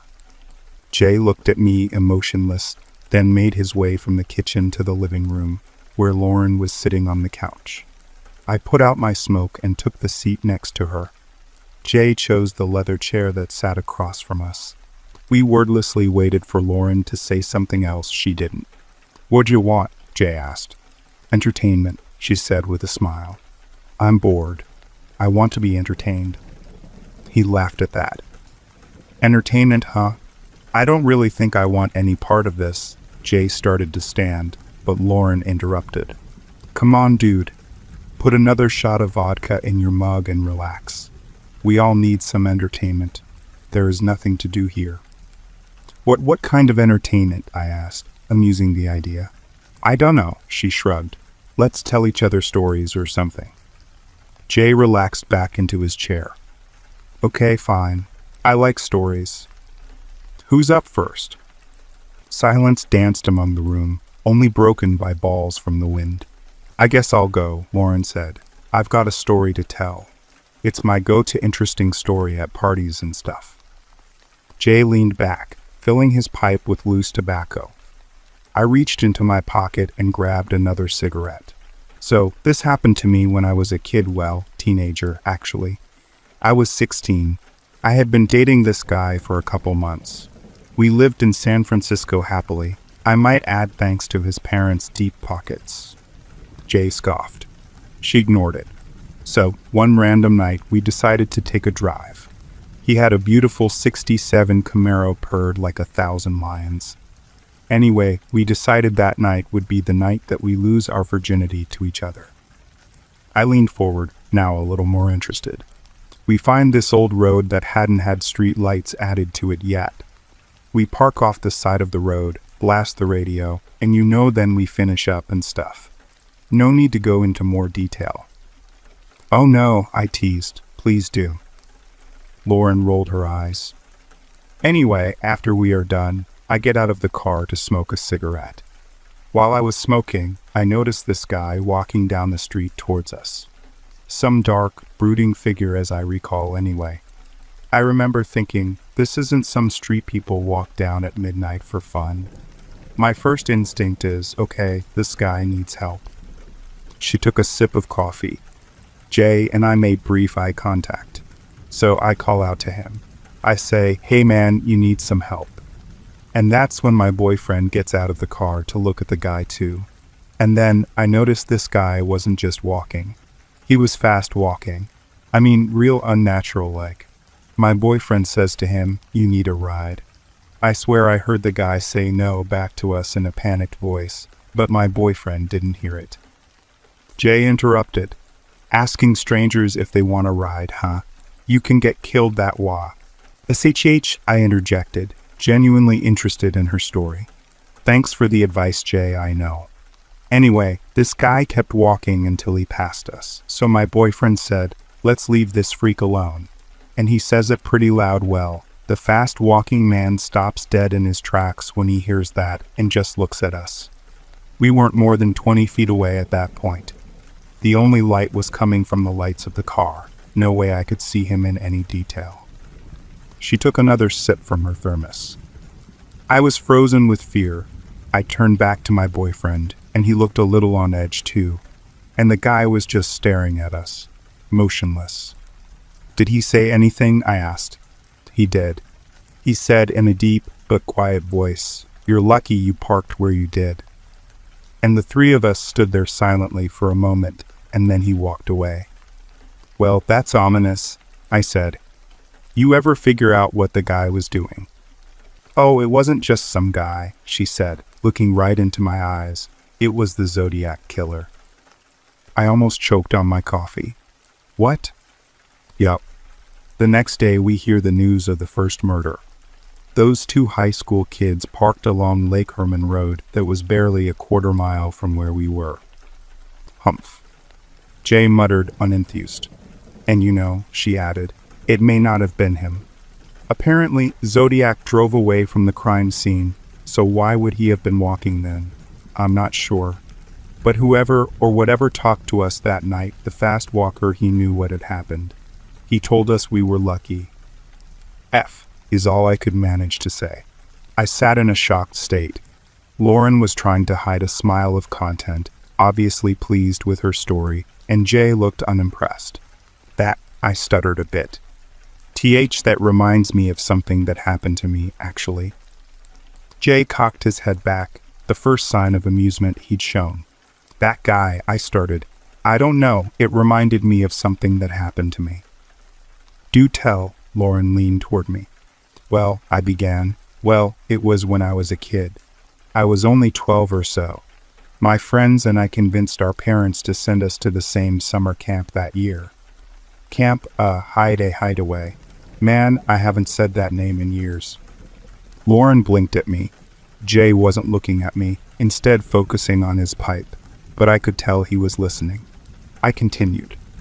So, yeah, Camp Hideaway.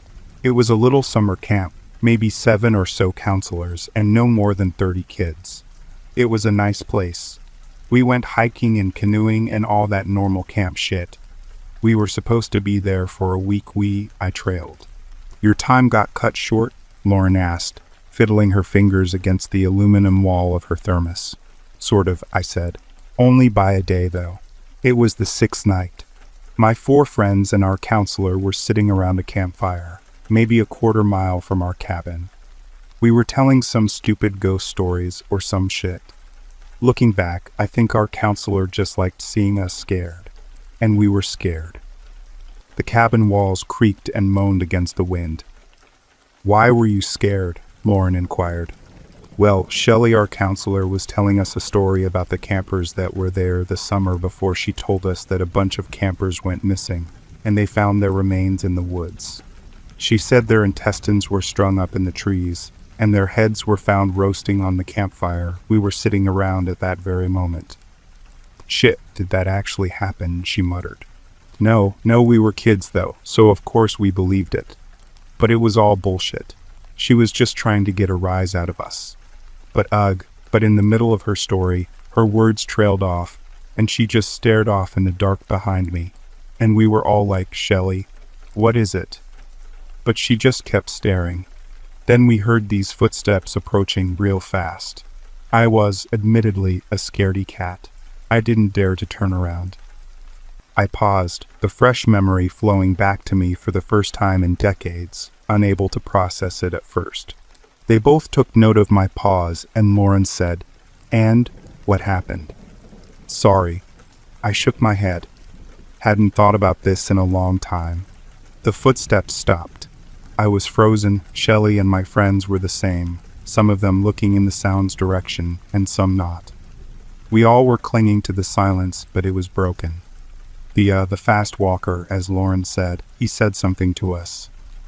What'd he say? Lauren said calmly, almost like she knew. He said, Good thing you are all out here telling stories, and walked away. The only thing he left behind was the sound of quick-paced footsteps, and the silence that lingered after. In the cabin, I felt a similar silence, one of waiting for reason to come, a silence that penetrated the souls of its inhabitants, waiting for answers to overcome the bleak stillness. I continued. See, we snuck out that night. Shelley convinced us to go out close to midnight and tell ghost stories. Not long after the man walked away from us, as we sat in silence, trying to comprehend what had just happened, we heard ugh. I shuddered at the memory. We saw an explosion from the cabins. Then we heard the accompanying boom, a sound so loud it still wakes me up in my deepest of sleeps. My grip was tightened around my coffee cup, my knuckles white from the pressure and cold. I winced at the memory, but tried to keep composure. It was a freak thing, a gas leak. It was ignited by one of the counselors lighting a cigarette at the door of her cabin. There were no survivors except for us. Oh my God, Lauren murmured through paralyzed lips, staring at the ground in a thoughtful manner. Just then, Jay stood from his seat and lumbered his way towards the coat rack. He grabbed his heaviest coat and wrapped himself in a scarf. Where the hell do you think you're going? The blizzard has barely calmed down. I intruded. He took a long draw of air. His eyes wandered the cabin walls and ceiling, paused at Lauren, then landed on me. You know, he tightened his scarf. I learned a long time ago, I can't prevent things from happening. I can't save anyone. No matter how hard I try, no matter how fast I go. I've learned over many years the best thing I can do is just slow down. Lauren and I gawked at him, confused, our thoughts jumbled and perhaps intertwining. He finished buttoning his coat and exhaled, long and slow, before he spoke. It's a good thing you two decided to stay inside during this storm. A smile appeared on his face before he turned from us, swung the cabin door open, stepped out slowly into the blizzard, and shut the door behind him, leaving Lauren and I inside to mingle with the stale tobacco smoke and heat from the fire, as our memories, old and new, mingled as well.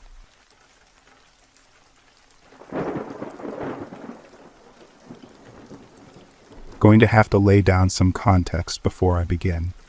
I live in a fairly small town in Michigan, mid-Lower Peninsula. Generally speaking, the only things to do around here are drink, hunt, and cook meth. My mother broke up with her abusive boyfriend, so we had to find a new house pretty quick. Rent is pretty steep around here, and finding a place with 4 bedrooms and that allows pets is pretty hard to do. My mom's boss thankfully had a hunting cabin that he agreed to rent out to us on the cheap. If any of you have been in a hunting cabin, you'll know that what I was expecting was a pretty crappy place in the middle of the woods. Boy, was I wrong. His cabin was a 4-bedroom, 3-bathroom palace compared to where we were living before. Fully furnished basement to boot. The only bad news was no internet. I am on dial-up right now, and it freaking blows. This house is situated at the top of a hill, but it's not too steep. The front yard has a clearing in the front, and a giant fenced-in area probably around 2 acres that was used for horses until the doctor's kids no longer wanted them.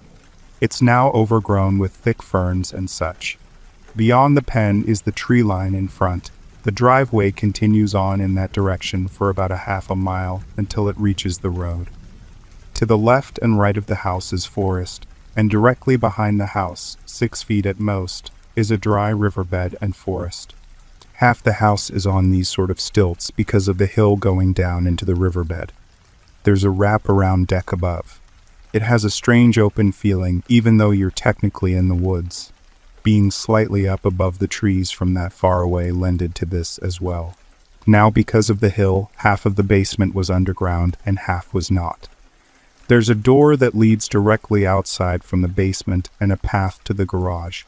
Half of the basement has no windows because, that part was underground and the half closest to the riverbed does as it was, not underground. My room is on the side with windows. Gotta say, as a big nature lover, the view was spectacular. I could oftentimes see deer on the other side of the dip in the land, and one night I was woken up by a pack of coyotes howling just a few feet from me, the glass and blinds being the only thing between us. Pretty terrifying to be woken up by, but after a few seconds I was able to enjoy the experience. My story begins a week ago. I wake up to a thud. Living in a house with 4 other people, these things can happen, so I didn't think anything of it. I just roll over and try to get back to sleep. A few minutes later I hear another thud, this one coming from above me. Above me is the kitchen as well as the wrap-around deck. Someone must have needed a drink in the night, no biggie. Third thud comes from outside. I sit up in bed and try and see out the window through the blinds, but nothing seems out of the ordinary. Maybe 30 seconds goes by, and as I'm about to get back into bed, this thing lands in front of me. It was hard to see with only the moonlight, but I can tell you it was big and furry. It looked like a bear on its hind legs, but it was facing away from me. It walked away down into the riverbed and hunched over, disappearing from my sight. I can only see the top 2/3 or so of the riverbed. Before I can make up my mind whether I should scream or run, I see it. I see this thing's eyes. 2 big silver eyes, reflecting moonlight back at me.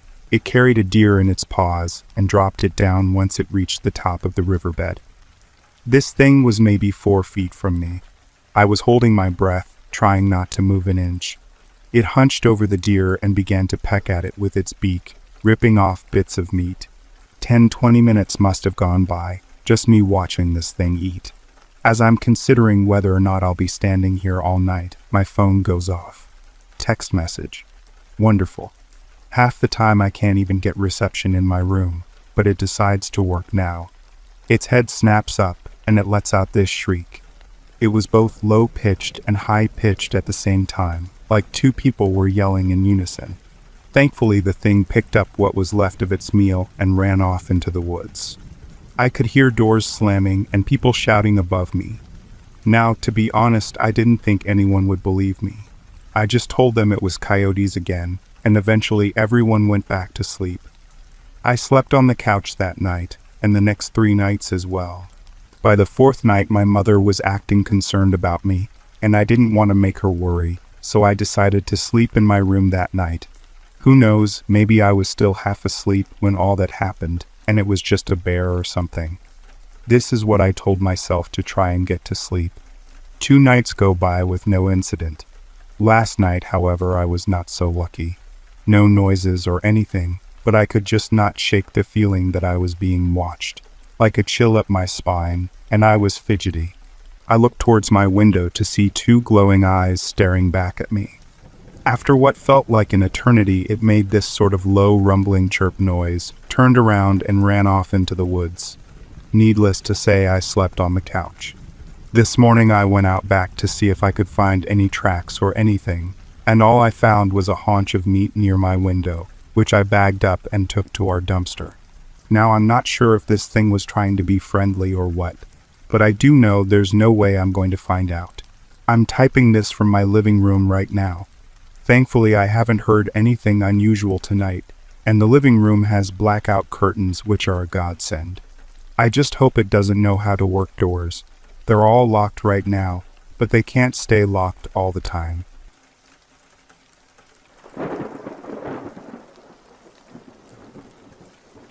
About 3 weeks ago, I had just moved out of the house fully after living between my parents' house and my new house for about a year. I sold wood carvings in town and make a decent amount of money, and bought the place about a year and a half ago. I lived in a small cabin in a remote area outside of my town's limits. The nearest person, as far as I know, is about 20 miles away, so I'm walking my dogs along a trail, and it's still pretty bright out, about 7:30 or so. I get a bad feeling about the situation, so I start to jog. This isn't unusual. I have minor paranoia and anxiety, and occasionally feel utter dread for no real reason at all. Not debilitating, but enough to not think of this as necessarily off. So I'm jogging with my 2 very small dogs down this trail. I am nearing a bend in the trail, going along a steep bank on my left and a creek on the right. I turn around the bend and I see this older man staring at me. He has a black coat on that reaches his knees, and stringy black hair laying slicked on his scalp. I immediately froze. No, it wasn't unusual that people would be out here in the evening, or even into the night. A state park envelopes my land and the road to it. Sometimes I see the more adventurous hikers make it up the steep hills that lie between the state trails and the trails made by the family who owned this land before me. Usually, they just apologize and use my phone to call someone to pick them up, or just head back down into the valley and into the park. But something bothered me, maybe the fact that it was mid-April and the temp was well into the high 70s, but this man wore a thick coat. We are only 10 to 20 feet apart, close enough that I can see his eyes. They were mismatched, green and brown, almost black. He begins to hum something that resembles a chant of sorts. Ooh, ooh, and repeating from there. I hope that transferred at least semi-well to text. His voice was raspy and throaty. I was frozen by fear. My dogs began barking, and that snapped me out of it. I began to back away, but as soon as I start to backpedal, the man moves forward in a violent and jerky way. Just thinking about it makes me shiver. The man was moving as if he was being controlled by a marionette, with his movements very sharp and fast. I turned, screamed, and booked it. I ran and didn't look back. I ran all the way to my truck, hopped in it, and left for town. I don't know how to comprehend what happened. I've never been more scared in my life, and I plan to return to that cabin after collecting myself. So I hope to God that I never meet that guy ever again. Update. I have been here for 24 hours now, and I haven't seen any evidence of the guy. I'm carrying my crossbow with me for safety, and I've bought and installed some motion sensor lights on my house. and an trail camera for the area I saw him.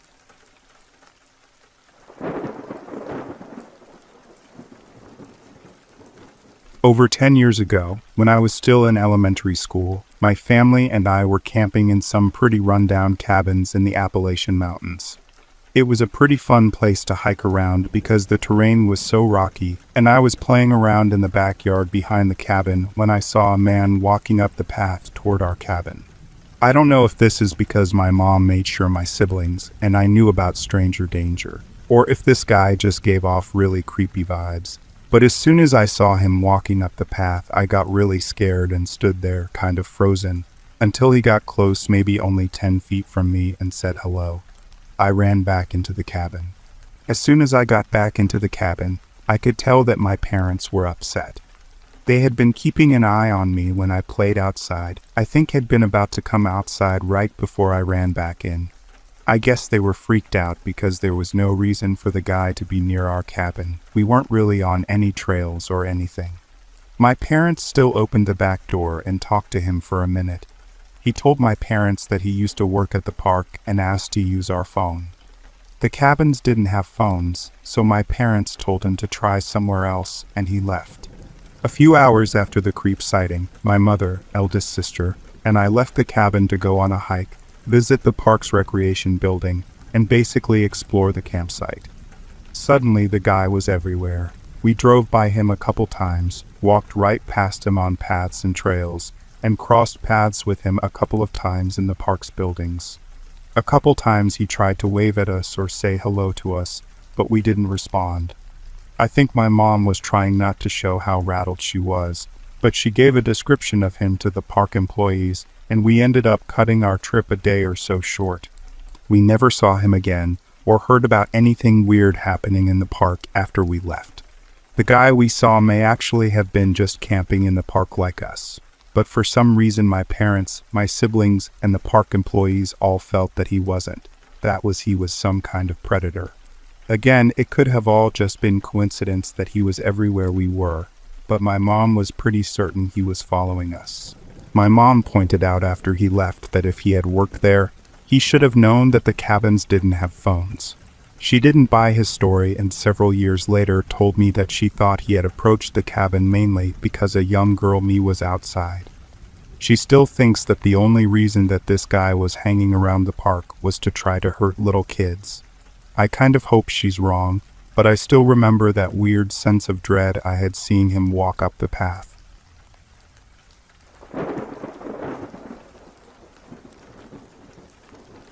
Sometimes not paying attention is a good thing.